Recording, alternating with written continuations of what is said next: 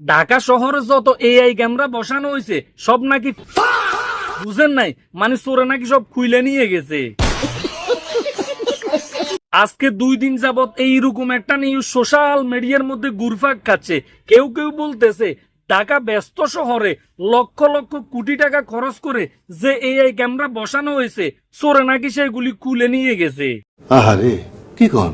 এইগুলি দেখার পরে, এগুলি শোনার পরে হুজুরের ওই ওয়াজটার কথা মনে পড়ে গেছে। হুজুর বলছিল না, বাবা এটা বাংলাদেশ, এটা পাকিস্তান নয় রে বাবা, এটা ইন্ডিয়া না, আল্লাহ পাক আমাদেরকে যত্ন কইরা পাঠাইছে এই বাংলাদেশে।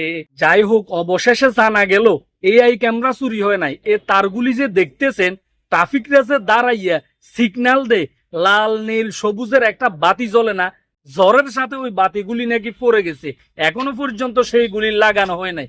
কিছু দুষ্ট পোলা পায় নাই, সেইখান থেকে ছবি উঠাইয়া সোশ্যাল মিডিয়ার মধ্যে আপলোড করে দিয়ে লিখছে এআই ক্যামেরা চুরি হয়ে গেছে। ভাই মারো, মুঝে মারো। তবে আশ্চর্য হওয়ার কিচ্ছু নেই, চুরি এখন হয় নাই কি হয়েছে, ভবিষ্যতে একদিন না একদিন এআই ক্যামেরা চুরি হইব। যেই দেশে ইলেকট্রিসিটি থাকাকালীনও ট্রান্সফরমার চুরি হয়ে যায়, ওই দেশে এআই ক্যামেরা চুরি হবে না। এইটা কি করে ভাবলেন? এটা হচ্ছে গিয়ে চোরের দেশ। এইখানে এইগুলি বিচিত্র কিছু না, একদিন না একদিন চুরি হইব।